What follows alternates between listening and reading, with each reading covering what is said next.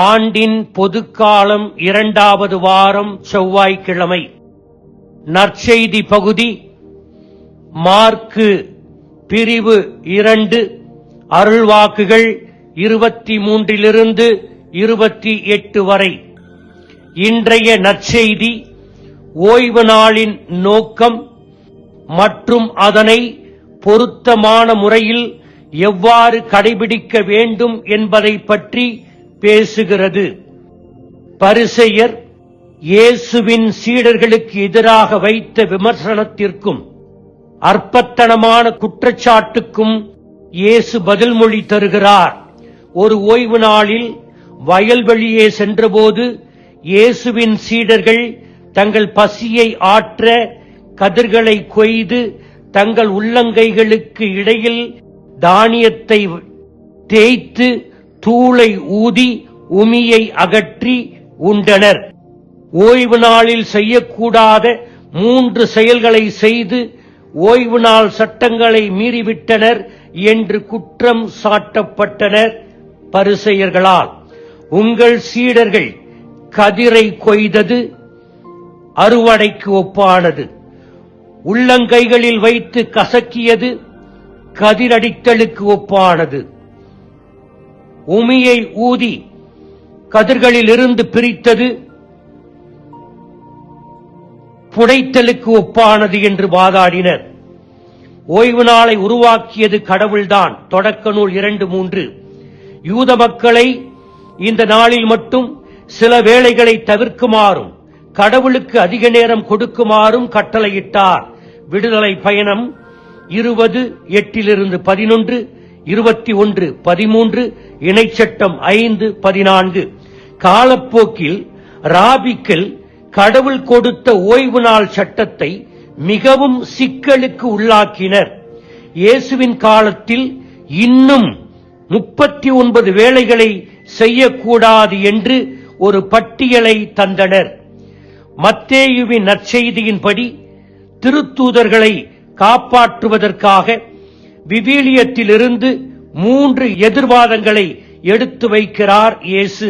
ஆனால் மார்க்கு இன்றைய நற்செய்தியில் ஒரே ஒரு வாதத்தை மட்டும் முன்வைக்கிறார். மனித அடிப்படை தேவைகளில் ஒன்றான பசியாறுதல் தெய்வீக வழிபாடு மற்றும் ஓய்வு நாளை கடைபிடிப்பதை விட முன்னுரிமை பெறுகிறது என்று இயேசு வாதிடுகிறார். வேறு வார்த்தைகளில் கூறுவதானால் ஓய்வு நாளை கடைபிடிக்கும் கட்டளை அடிப்படை வாழ்வாதாரத்தை தேடும் கடமையின் முன் வரவில்லை என்று சொல்லுகிறார்.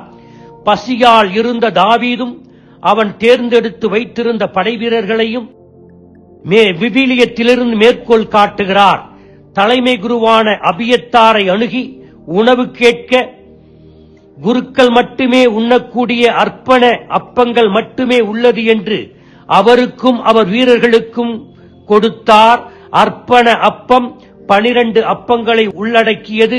ஆண்டவரின் திருப்பிடத்தில் இருந்த மேசையின் மீது வைத்து 12 குளங்களும் ஆண்டவருக்கு பலி செலுத்தினார்கள், வழிபட்டார்கள்.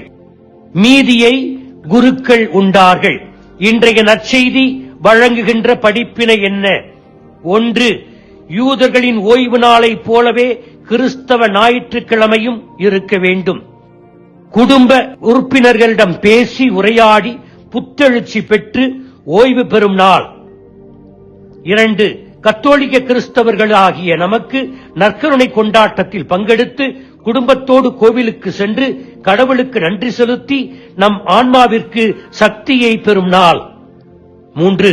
12 வரை படிக்கின்ற நமது பிள்ளைகளை தவறாமல் மறைக்கல்விக்கு அனுப்பி வைக்கவும் விவிலியத்தையும் நமது சமய நம்பிக்கையையும் பிள்ளைகளுக்கு கற்பிக்கும் நாள். 4. ஆலயத்திலும் நம் அன்பியத்திலும் நம் சுற்றுப்புறத்திலும் தொண்டு செய்ய வேண்டிய நாள். 5. குடும்ப உறுப்பினர்கள் அக்கம் பக்கத்தார் பங்கு உறுப்பினர்களிடம் உறவு கொண்டாட வேண்டிய நாள். 6. இயற்கை பேரிடர்கள் வருகின்றன. எனவே நம்முடைய தெருக்களில் நம்முடைய அன்பியங்களில் மரங்களை அதிகமாக நட வேண்டிய நாள். எனவே ஓய்வு நாளை நாம் நன்றாக கடைபிடிப்போம். கடவுளுக்கும் மனிதனுக்கும் இயற்கைக்கும் பணி செய்வோம். ஆமேன்.